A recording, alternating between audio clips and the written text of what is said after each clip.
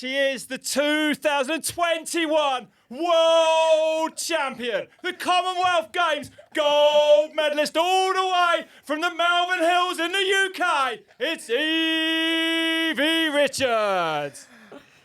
Welcome to Just Ride, Evie. Did you like? Was that good enough, Evie, or what? I feel like that's like like a boxer. I should be walking on in like some like boxing outfit, shouldn't I? To that, that's not bad. Yeah, definitely. Swagging on. So, Evie, tell us a little bit how you got into cycling. I know that you were insane hockey player, elite level hockey player at 15, and then you kind of got into cycling from your dad. Yeah. So I was playing. I just like from a really young age, I just wanted to go to the Olympics. We always went on holiday, and for every like Olympic Games, we'd go on a holiday, hire out a house all together as a family, and just watch everything. Like someone would be in front of the TV for every single event. So that was like where the love for the Olympics came from, and then. Well, you'd make a holiday of the Olympics, kinda. Yeah. We went to France. We did Cornwall. No way, that's absolutely amazing. And we watched everything. The one year we had a ping pong table after as our dining room table, because that was like the sport we got into that year. Like always there was a sport we loved after the Olympics. So yeah, that just like inspired me. And then when I went to high school, I just was on a mission. I started every sport until I found one that would take me to the Olympics. And then yeah, it happened to be cycling after trying like every single sport you can imagine, really. Right? How did you know it was going to be cycling? I had no idea, but like I'd kind of ruled out every sport. I'd done tried everything. Yeah, I'd done rugby, I'd done high jump, I'd done athletic, I'd done every single sport possible, and it was almost like cycling was one of the last sports that I picked up, really. At what age? Because that sounds more recent than if you tried all those sports. How old were you when you sort of first got on a bicycle? I think I was on a bicycle quite young, but never like, we didn't do it loads, like around the village, doing some stunts and stuff after school with the boys, but not really anything competitive until like, I suppose like year 10, I don't know how old, maybe like 15 probably, was when I actually started riding. That feels quite late to me almost, but and it was, you know, to as to where you are now, you know what I mean? Still at a young age, like you said, you've been world champion, Commonwealth gold as well. You know what I mean? You've achieved a huge amount. Yeah, no, I think I was quite lucky, and I think that's almost like, I didn't almost fall in love with the cycling. I fell in love that I was good at it quite quickly. With hockey, I kept trying, and it just take so long to get better. And then cycling, I picked up a bike, and I think it was within like a year or 2 years, I raced like the World Championship. So it happened super quick, and I was like, right, this is the sport for me. Like, and it was a cycle to work scheme. Yeah, so those like different things like came together that year. Like, I was playing hockey and they told me to pick up another sport for fitness, and cycling was the only thing I wasn't doing, and Dad had a ride to work scheme bike and I helped him go and choose it, and we'd just do like a run ride. And then soon after that I got a job at a farm shop, and the only way to get there was on a bike as well, so me and Dad would ride there together, and he'd drop me off and then he would go to work. So yeah, loads of little things just happened that year just that kind of took me towards being on a bike. And as well, it was super nice. Like with hockey, it was like, I could tell Dad hated coming. Like, bless him, he came to everything, but he would sit for like 8 hours and watch us, where he'd rather be at the rugby pitch.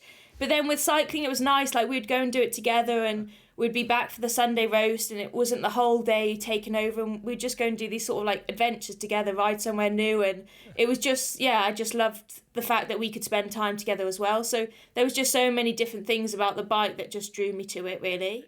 The penny's sort of starting to drop for me now, just how you know, who you are, and like, you clearly come from like, you know, your family's really close. That I can see that. I can see that on your Instagram as well. But it's also like, sounds like you're just a mad sporting family, right? Is that how it is? You know, like you live for sport, whether you're watching it or doing it. That's how it is. Yeah, that's it. We love, like, honestly, our family is like, we are the big rugby supporters, and we'll go to all the rugby games, and we'll be like full kitted out in the rugby kit, or even when I'm not riding, I want to be running. Or we had a camp in Lavinia the other day, and I was teaching everyone how to play rugby, and actually the Swanee dislocated her shoulder with me doing a line in.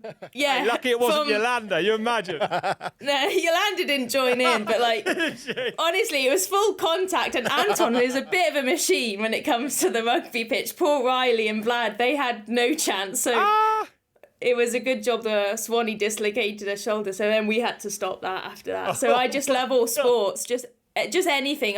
Just keep me moving doing sports. It's like my happy place, really. I mean, I feel like you're known as one of the most social, kind of bubbly people, and you've also kind of developed this ability to balance life and sports. And that's really unique with an athlete.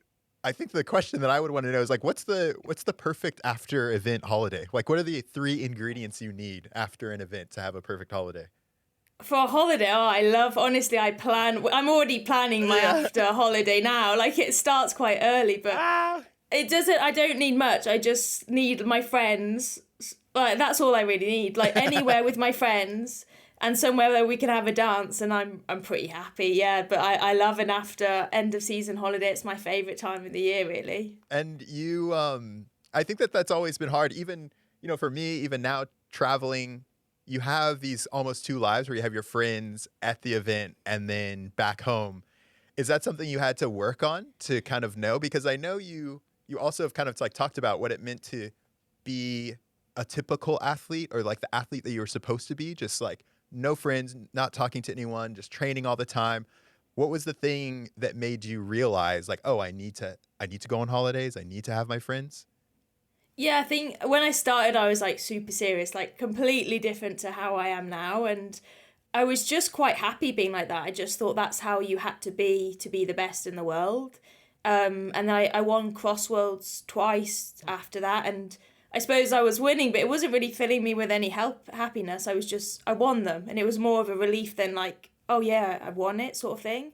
And then I think it was the year. So much in, maybe, you mean, or you sort of expect? Yeah, like there was nothing else outside of, I was just riding a bike. I lived in Manchester basically on my own. I rode my bike and I came back, and that's what I did every day, day in, day out. And there was nothing else really in my life. So I think I was quite happy doing it. I loved riding my bike and that's all I needed. But I think it probably got to the stage where it felt like if I wasn't getting the win, it felt like I put my life on hold for nothing. So it was like I was riding to win, and then my life was just on standby till I finish cycling, and then I start living. Yeah. And I think I just got to a stage where I realised you just can't put your life on hold till I'm 40 to then start living. It's like life's too special and too short to do that. So, yeah.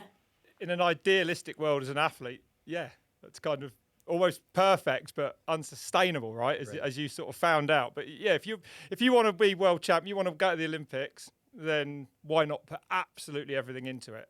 Yeah, I think that's it. I think you're almost like all this like win at all costs, and you're always taught just like you sacrifice everything. To become an athlete, you have to make sacrifices, and I was like, right, I will sacrifice everything, and I just realised you can't do that forever. It's not sustainable. And don't need to, it doesn't make you happy, and you don't need to. No, that's completely right. I mean, I think too, like you've kind of like talked about that before, how kind of deep you went there with, getting injuries and like body image issues. And it does feel like that, where as an athlete, you're kind of trying to continually overcome challenges. Is there something that was a switch to say, okay, I need to change something. Like this has to change. There's no way I can continue to do this. Yeah, so when I was on the academy, I think it got to a stage where I hadn't had a period for about, I think probably 3 or 4 years. It was like as soon as I turned pro, I lost my period, and it was something Mum was never happy about. And I was away from home, and growing up, we never had scales, or body image was never something in our house. It just, Mum is like, I don't know, she would run around naked and did not care about whatever she looked like. So we weren't brought up with worrying about what you look like. So I think it got into cycling, and then just all the cameras on you, and then people criticising your weight or what you look like, or saying, oh, well, she's not a climber because she's built like this. And I think it got in my head a lot, and I lost a lot of weight and lost my period. And yeah, it got to a stage where Mum just said, right, Evie, you're not getting back on your bike until you put on some weight and you get your period back. Yeah, so she was the sort of person to kind of put her foot down and said, yeah, you're not really the same person. You need to get your period back and be healthy, really. So, yeah, it was probably mum. Excuse my ignorance, but so why did your period stop then? Because you got so thin, and is that something that is unhealthy for a woman? Yeah, so it's not even like, I think it's called like relative energy deficiency, and like, say for me, I'm quite like a built person. We're not like super skinny family or anything, but so I might not get to the skinniest level of someone else, but I still have such a low energy availability where your body starts to shut down systems that it doesn't think it needs. So it doesn't have the energy to keep up all the things. So it stops your reproductive system as the thing as it doesn't think it needs. So for me, I didn't look so skinny compared to the other girls, but for my body type, it was too little weight for me to have, really. Huh. I didn't ever make that. But it's fair to say that since then, and you've had enormous success along the way, but it feels like you found a balance, right? And I actually bumped into Tracy Mosley at the airport the other day, and we chatted about you. And she said that you've got a new trainer now, and you're doing kind of less than you've ever done, but being, maybe better numbers than you've ever done as well. But you've got time for a life. Yeah, it's crazy. Like I've changed coaches again. They're thinking, how many's that? Bloody hell! Evie shuffles through these coaches. I look nice on the outside. I'm probably a bloody pain in the arse to work for, aren't I? Oh my God! How many coaches have you gone through? Oh, we don't want to count on this podcast, I don't think. Good number. Oh my God. Yeah. But yeah, I changed coaches in January, and again, like, I think last year was another turning point for me where I got an injury, which I just couldn't, where I was training, I went in with the rainbow jersey that year, and I was training more than I'd ever trained, and then I get this injury, and I was just going so slow, and I didn't even look like myself, and then I just thought, right, yeah, I got that back injury, and I think it was a lot of overuse and doing too much. And yeah, it got to January, and I was like, right, I'm going to make a change. And I changed coaches, and I'm doing, less than I've ever done. And I'm still training really hard, but it's like very specific. And yeah, Paolo is great because I love swimming and I love running. He's like, yeah, go for it. Go and do something funny. So it's great. And I found a really good balance now. And sometimes in the past it would be like a couple of weeks where I'd be really like motivated and super happy, and then I'd call my psychologist like, Rich, I've crashed all my plates, you need to help me pick it all back together. And it would be a bit of a trend, but I've done like 4 months and my plates are still spinning and they haven't all crashed. So I feel like this year's the first year that I've just found this like a really amazing balance where I'm super happy, and I hope the riding will come this year because of all of that. And Evie, I wanna back up a little bit because I wanted to give people context, just like how fast you progressed. Yeah. In 2016, you won cyclo-cross world championships. And speaking of Tracy Mosley, you were on a borrowed bike. Like, how did that even happen? I feel like that shows like that's insane. Yeah, it was such a weird race. So I was living in Manchester at the time, and I was just doing cross races just for fitness.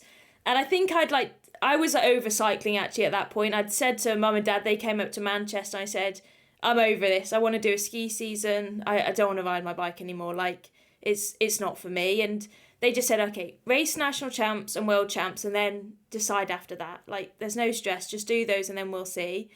And yeah, we didn't really have enough bikes. So Tracy's always helped me, and she was like, oh, I'll lend you some bikes. And they were completely different, like one SRAM, one Shimano, different size frames. I think one was electric, one was normal, and just like rocked up back of the grid, like staying with mum and dad in like a caravan. And then yeah, I raced it and won, and we went back to the caravan after, like, oh yeah, that was a good day out. And then next day came back, like, obviously as a world champion, it was just this massive thing, and I didn't even really know. It's kind of a big I didn't deal. know what a world champion was when I won it, Wow. and it was crazy. No way. And I feel like you were saying that you were like born to race cyclocross, like, and you started on the road. Like, how did you make the transition into mountain biking, and why did you stop kind of the road cyclocross stuff? Yeah, so I started initially on the mountain bike, and then just when I moved on to the academy, I just had a coach that really enjoyed the road, so we did a lot of road riding that year. And then the cross was just for fitness, just started doing it for fitness. And then And then I moved back to another coach and went back more into mountain bike. So mountain bike's always been what I it's really hard because I love everything about mountain bike. And I love where we go and the people we meet. But with cross, I just love the mud. I love running and I love the chaos.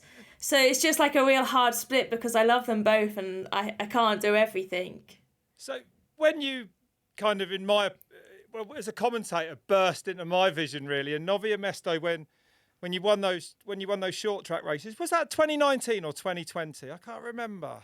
I think that was after COVID, so maybe 2020. Yeah, I think it was as well. But, you came out. You won them both, didn't you, when we had those 2 races there, right?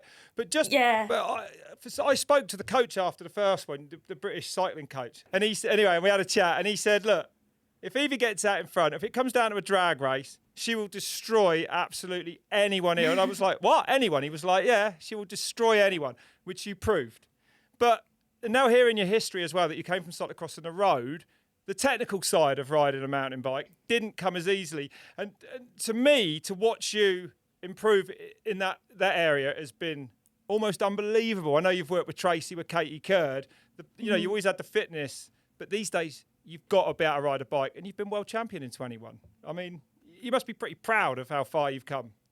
Yeah, always when I was on the academy, it was that every year we'd do our review and it's like, you had to do what you're terrible at. And I was always like, oh, I'm bad at descending. I'm really bad at descending. And then suddenly I think this year it's like talking with my psychologist of what my strengths are, or when I changed over to Paolo as well, like, what are you good at? I was like, I'm not really sure. And then when I come to these races, I'm like, actually, I'm not bad at descending now. And I'm like, that feels amazing because... Like, it's, such a cool thing. Yeah. And jumping as well, It is funny you say that because when I was at the World Cups watching you, I was like, oh, Evie's one of the best bike handlers out there. So to hear you guys say that is pretty crazy to me.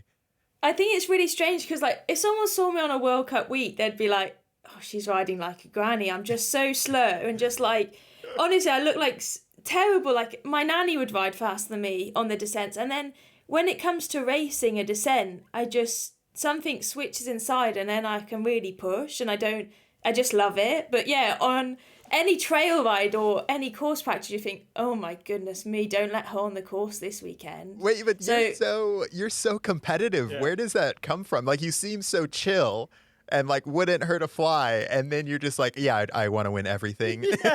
Yeah. Yeah, I think Dad's very competitive. Mum gets her adrenaline from like shopping or like there's no competitiveness in Mum at all. So yeah, it comes from Dad. He's competitive about everything. So it's definitely a strain from him. This year? Obviously, we haven't been at the World Cup races. What I believe you've had 2 of them. They haven't been, or have you had 3 now? But you've had a bit of bad luck, right? Yeah, so I went into the one race like before the World Cup and I was just fine. I was so shocked. I'd come down from altitude and I just put like 2 minutes into people. Was that Bagnoles or somewhere? Or? It was in Chur. It was like a hilly Swiss race the week before. Right. And you smoked and I just rode away from before everyone. The World Cup, wasn't it? Yeah, and it was just incredible. It's like we sat down at the start of the year and I need like a consistent year this year. After not finishing races, I just wanted like a consistent year. Like top 10, top 5 would be incredible. So I came into that and I was like, oh my goodness, what's happened? This is incredible. Huh. And then Nova Mesto as well. I was like super happy, like up there in the short track, I think 4th. And then the race on the Sunday, again, I just rode away from everyone on the start loop. And then unfortunately I punctured and took us a long time to change it. And I lost a lot of time. But I think I rode back up onto the podium. So yeah, the first race was great. And then the second race... Lenzerheide. Yeah, not bad. 6th. I think we're like kind of doing a lot of altitude, which I haven't done in like 5 years. So it's a bit of a risk. And obviously I've changed coaches. So just like finding my feet and seeing, like pushing towards Worlds and trying to have like a consistent year. But it feels it's a bit like random, like on the podium and top 10. I mean, yeah, you're right in there, but I've read somewhere I thought that you had a trouble with your shoe or something in Lenzerheide. Yeah. No, I've broke 2 carbon wheels, I've punctured, and I've broken a shoe. So like, I've really had some unlucky disasters in the first few races. Like, why? So I'm just getting them all out the way now. And I went to the police station as well. The 3 days before Lenzerheide as well. Why? for riding where I shouldn't be riding. So I'm just getting all the bad luck out the way now, and then by World Champs, I'll be good to go. Yeah, she is. Like, why is Evie miss a start? Well, Evie, we probably have some people who don't know too much about the format of the cross-country races. Can you just explain what a weekend looks like? You know, you have short track and the Olympic distance. Can you tell us a little bit about it? Yeah, so basically we jump on course on Thursday for practice. Friday we go to a short track, which is 20 minutes full gas race. Saturday back on course for practice, and then watch the downhill, of course. And then Sunday we race, and that's an 1.5-hour race on the Sunday. And the Sunday race is gridded by our short track. And so what are the differences between kind of short track and the longer one? Like, beside the distance, is it same course? Are the people who win short track the same as people who win Olympic? Yeah, so normally if you're going well in a full distance, the short track comes really. But there's also some people that are either better or worse at the short track. And then short track is a shorter race, much more punchy and a lot more tactical, which is I always think why Pauline does good, because she's got so much road tactics. It's very tactical and you have to be really smart with it. And XC, you do have to be smart, but you've got an 1.5 hours to be clever. With short track, it happens really quickly. So, yeah, they're quite different, really. Set this up because you guys are about to talk about your first short track win, Evie. So maybe tell us a little bit how that went, and I want Rob to kind of chime in afterward. Well, I won the first one, and then the second one, we had another sprint. Me and Pauline had another sprint, and I won that one. But I think I closed her in a bit to the barriers, which I wasn't sure. I didn't know you weren't allowed to do my first ever race. And then I spent an 1.5 hours crying on my mum, on the phone to my mum, saying, I wish I never won. I don't want to be here. This is terrible. And I was a real drama queen. The queen a bit. Is that how it felt? I felt so bad. I was like, I'm a nice person. I didn't come here to be mean to anyone. And I just cried. I said, I wish I came second. But as I remember it, the barrier came out or something, didn't it? Do you remember it? Yeah. There was something a bit weird with the barrier, not anything you did.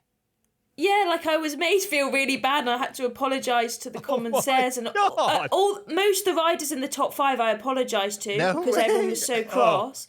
God. And then I watched it later that night, and I thought, oh, it wasn't that bad, Evie. Right, so I was really upset. I think I felt awful at the time, and then when I watched it back, it wasn't as bad. But I think we got a better relationship now. I would hope so, maybe. Yeah, I think so. Doubt. I mean, is XC kind of, can you make moves like that? Like, surely you're on a single track, so you have to do some block passing, bang some bars or whatever. Like, what's the vibe like when you're riding with a bunch of other women in the front? Yeah, with short track it's quite ruthless. You can dive bomb, you can do whatever you want. But I think it was just because it was on the final sprint finish. Right. And I just don't think women always take those moves. I think if it was in a men's race, I don't know if there would have been as much uproar. I think it was maybe a bit of a shock almost. And also, Evie, you were fresh, like you weren't established like you are now, and it's not, and it's nothing against Pauline. She is who she is, of course, but like the favouritism does tend to go sometimes to the better, more well-known rider. You know what I mean? Like there's an influence there, right? And obviously her reaction as well fired it all up. I mean, for commentary it was amazing. It's just sport. It's just sport. I want to watch it back. It's amazing, isn't it? That's why we do it. That's the emotion. It's so cool. You're right. And so I wanted to kind of like talk about, there's these 3 experiences that you've had that I think are really cool. One is that short track win. The other is going to the Olympics. Like you talked about that you didn't care what sport it was in. You just wanted to go to the Olympics. And you got to go. You got to go to Tokyo. You got 7th, I think, right? Yeah. I think so. Tell me, like, did it live up to the hype? Was it as cool as you thought it was going to be? I'm not gonna lie, I don't want to burst anyone's bubble who also wants to go to the Olympics, but it wasn't what I had Wait, what did not what I had dreamed of. I just thought What did you dream of? Like, what did you think it was gonna be?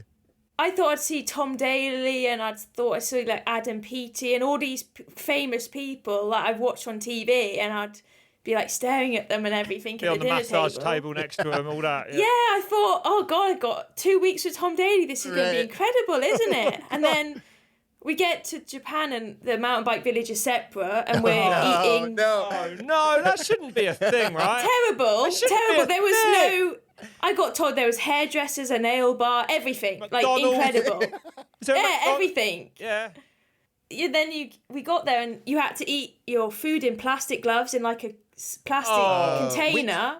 Do you think COVID ruined it? Like when you go again, do you think it'll be different? I think it will be different because when I went to the Commonwealth Games in Australia, it was the best thing I'd ever done. It was incredible. And I think the fact that cycling was out of the way, I had 2 weeks where me and Tom just lived in a cabin together. You met Tom Daley, like you... No, sorry, no, unfortunately, it was Tom Pidcock. I would have loved to stay with Tom Daley for 2 weeks. You lived with Tom Daley. I was like, that took a turn. That moved fast. No, so I just stayed with me and Tom Pidcock, stayed in a little cabin for 2 weeks, and it was just like, I go from when I'm at these races, I'm swimming with the downhill boys on the top of a swimming pool the other day, and it was amazing, and to just staying in a cabin for 2 weeks and only we were only allowed to ride on a training road which was like 20k and then come straight back to the house through security. So I think COVID just made it really, really strict, and it just kind of took a bit of that. Even after the race, we weren't allowed out even into Japan. We had to go straight to the airport. So the stress of the poor, like the Japanese organisers, you know what I mean? Like it's already been postponed a year. Yeah. Like if they have anything goes slightly up, it could have shut it down. I suppose. I mean, it was the most. No, you're right. The most stressed Olympics there's ever been, right? And they did a good job because the event went on, and it was. I was still so lucky to go. Like I wouldn't change. I would still go, but it was just wasn't like I had this like 8-year-old dream of like the opening ceremony that I thought I'd be walking to, which I was watching on like this little box TV with face paints on. It was just like so different to what I thought. But I think Paris will be incredible, and that's like my full focus is on going to Paris, really. Yeah. And so what is it like trying to go to the Olympics in XC? Honestly, it's hard.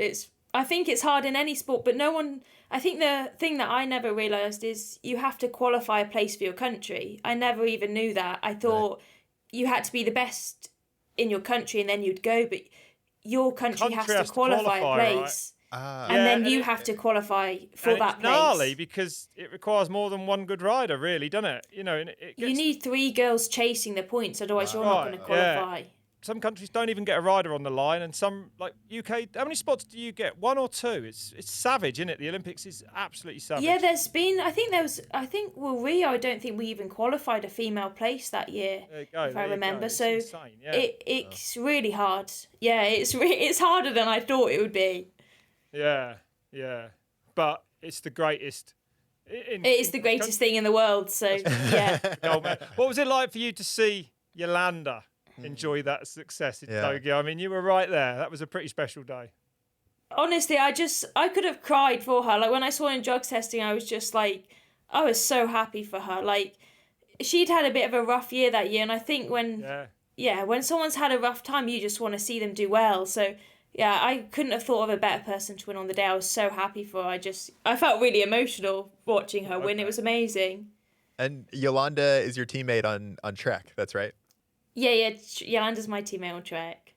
What has it been like when you first got on track? You had Emily Batty and Yolanda, and they kind of both been around for a while. Did you learn a lot from them? Were they kind of like your mentors coming into the World Cup scene? Yeah, definitely. Well, initially it was Emily who I got on the team with, and I felt like we just connected really well. We were quite similar. We were like our own separate people, but like could do it alongside each other. So in the morning we'd both sit in our own beds, eat our breakfast with our headphones on, watching vlogs because we both love doing that. Or at the airport we both like shopping, but separate, and we'd say like, right, I'll see you in an hour. Yeah, you're just yelling over. I got a deal. Yeah, so we got on really well, and I was so happy to be with Emily because I watched all her YouTube growing up. As soon as I got into riding, it was her YouTube channels that I watched. So yeah, it was incredible being on the team with her, and yeah, it was amazing. And then obviously Yolanda came on as well. So I've had the best women in the world really to look up to, which has been amazing. What's your relationship like with Yolanda? I mean, because you are, you're teammates. Doesn't mean you're friends. You're massive competitors. Is it difficult to balance being competitive, or is it all out the window and you're just good mates? No, I feel like we get on well. I think we're both as crazy as each other, which is good I'd because agree. yeah, it kind of we get on well in that sense, is that we're both just as balmy off the bike as we are on the bike. So yeah. I think sometimes like we can, like when we're doing course practice, we don't always go together, we'll go separate, but I think that's more us focusing on our own ride. But then after, if she's had a terrible race and crying, I'm there for her, and if I've had a terrible race, she's there for me. Is that and right? I feel like we are there for each other. So, and we can have a good gossip about anything else, because she's also good at switching off on biking. She doesn't just ride. Yeah. She can right? Switch off, and we can have a good gossip, which I really like in a person. Yeah, but I feel like both of you guys are similar in that way, where like if you met the both of you outside of being at an event, you wouldn't really know that you're a bike rider because you can switch off. Yeah, definitely. I really like that about her. I can't talk about bikes all the time. I don't know enough about bikes to talk about them that much. So that same year that Yolanda had that moment was kind of the third moment that I wanted to talk about, which is the World Championship that you won in 2021. How was that? Yeah, so going into, like when I say I got 7th at the Olympics, it was just, I would train so hard for those games and I'd put everything into them, and I got so nervous on the day, it just all crumbled down for me. I was just a shaking mess. I was so nervous. And then I just knew that all that training hadn't really gone to waste almost. So when I got back, I just had a real good reset. I went on holiday with my family to Cornwall and just had the best time ever, and still took my bike and rode, but really switched off and saw my friends. We had a field party, and I just had a really nice 3 weeks at home where I rode and just had fun. And then I went into that World Champs thinking, well, I've been on holiday and doing all these lovely things. I'm not gonna do well. And then, yeah, the short track, it surprised me, and I was in the sprint finish to win. And then the next day I thought, well, that was great, but I'm not gonna do good in the full race. And then I won that, and then it just kept going on from that. So it was kind of an amazing end to the year, really. I mean, where do you rank these things? Like, you've won a world championship, you've won the Commonwealth Games. Like, how would that rank compared to the Olympics? What is your goal now when you're racing? Yeah, so like, it's weird because I think even in Nova Mesto, when I didn't win that race and I was like riding off on the front, everyone's like, oh, you cross. I was like, nah, like, I just want a race to put on a show almost. Like, obviously I want to win, but I want people to think, God, she's quick at the descents, or oh, she's trained hard this winter, and I want to feel good. I want to be happy, and the results will come. Yeah, the results will come when they come. I just want to be happy going into the races and feel like I can push and play a game in the race, and that's what I'm striving for in the races, is to have like the ability to like play a game and like really enjoy the race. And yeah, I hope the results will come from that. But yeah, it's kind of changed, I think, from what I would have said when I first got into riding. Like you said, you've enjoyed enormous success already. We're going to the World Championships in Fort William. I mean, it's a home World Championships for you. It might be the only one you get to race on home soil in your entire career, right? I mean, that's not impossible. How important is it to you? You know, you've done it before. I guess you're looking to do it again. Yeah, like I sat down in January and I ranked out all my races out of 10, how important was it for me? And the World Championships is a 10 out of 10. I'm going there to win it. These races, these World Cups, like maybe I ranked 6th or 7th or out of 10. Like, I want to go and be strong and race well, but I want to go and win Worlds. And like, I don't normally say that, but this year I really want to go and win Worlds. So that is like top of my agenda this year. Do you do better under pressure? I don't really know, actually. Because I feel like I'm quite good at, I don't feel like I feel pressure now from other people. I only feel pressure for myself. But then even when I'm going into the races, I feel like I can manage it well. So yeah, I kind of do feel pressure, but I don't know. I don't feel like it affects me too much nowadays. Do you think when you line up in Paris, do you think because you had the experience of Tokyo, like you said, you basically sort of folded up, crumbled a bit, because, and how could you not? But are you expecting that to be easier second time? Yeah, I think it will. And I'll have had like 4 extra years of working with my psychologist. So by then, I'll basically be a psychologist myself. And I'll be so strong mentally, I'm hoping, that it'll be easy. But yeah, I speak to my psychologist every 2 weeks. And I hope that'll be enough sessions by Paris that I'll be really strong mentally. You'll be able to write a book on it before you go. I think I can, yeah. With the sports psychologist, it's only just coming in kind of the mountain bike world. And one of the things I hear so much is like, how do you find someone like that? How do you trust someone like that like doesn't come from your world? What was that process like? Because I think that would help a lot of riders. Yeah, so I started working with one really randomly, actually. When I joined British Cycling, I started being sick in every race. It was really weird. I joined, and every mountain bike race, the first one was like Alice Barnes, who was on the programme with me. She said, I was sick in the race, probably got food poisoning. I said, I was sick as well. In the race? Yeah, and then I said, maybe I've got food poisoning as well. And then it just carried on. Every XC race, I would start after like 5 minutes and I could be sick 10, 15 times through a race. What? That's crazy. And it's so weird to think back now. Wow. Yeah. Oh, that must be horrendous while you're trying to race. Oh, it's horrible. It's not very attractive either, is it? I need like a boyfriend. I can't find that if I'm... You need a bib. Just, yeah, it's horrendous. Oh my God. I know. The poor mechanics, it used to be all over the bike. It was horrendous, honestly. I hadn't thought of that. It's horrible. But yeah, like Cannes World Champs... Yeah, I didn't finish that because then I got basically heat stroke from being sick.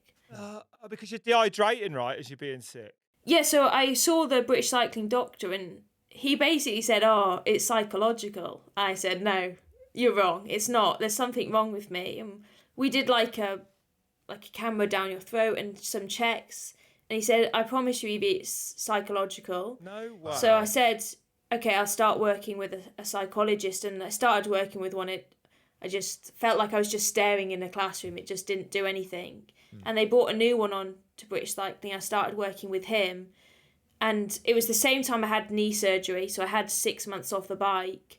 I had maybe 4 months off the bike, I think.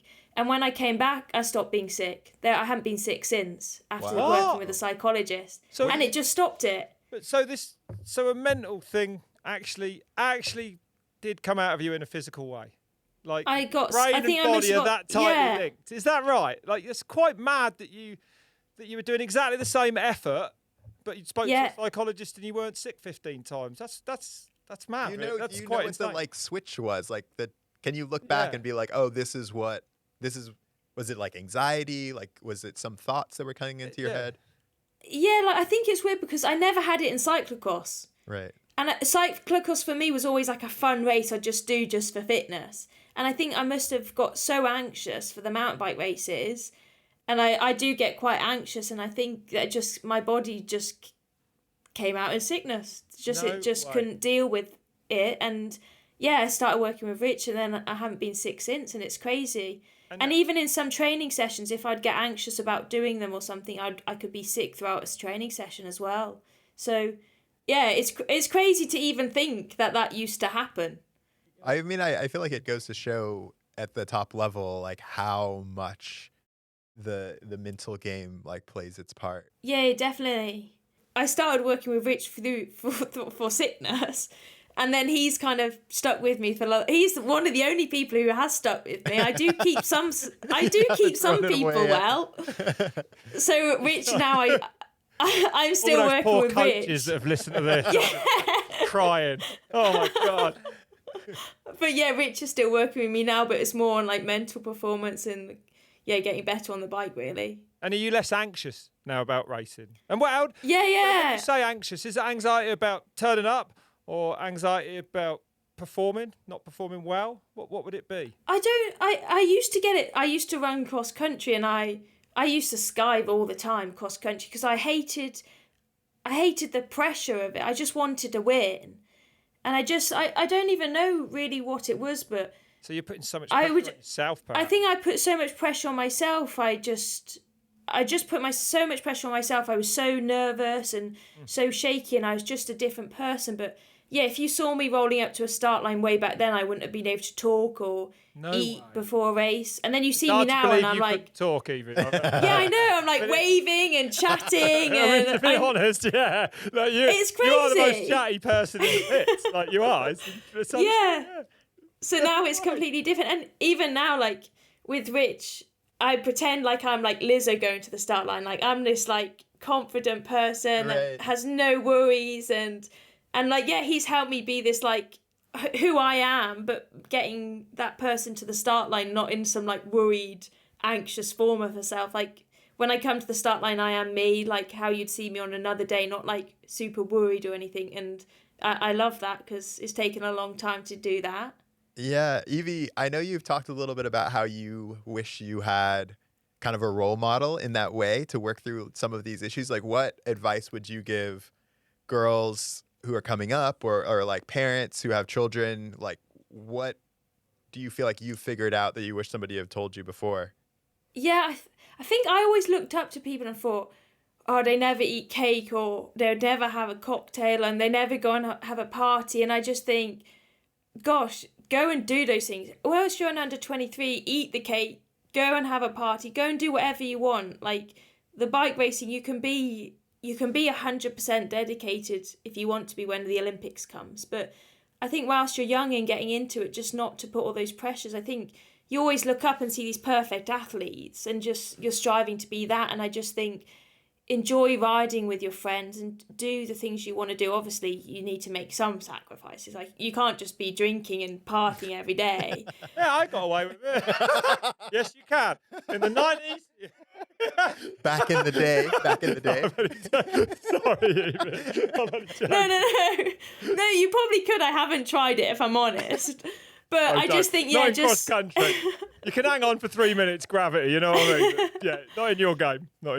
But yeah, just like to make sure you're enjoying yourself and you're happy. I think that's the most important. And then you can fine tune those little things really. But I think that's the most important thing at the end of the day. And it does, it really feels like you have found that balance. It feels like you've been through an awful lot as well to get to where you are, but you've performed brilliantly. As we said, you've been world champion. We wish you the best of luck this year in Glasgow. We will be there watching. We can't wait to see that. And as ever, Evie, it's been an absolute pleasure to talk to you. Don't change. Just stay exactly as you are, because you're the greatest role model for women's cross country. You're amazing. So thanks for that. And thanks for joining us today. Yeah, thanks, Evie. Oh, thanks for having me. Thanks very much.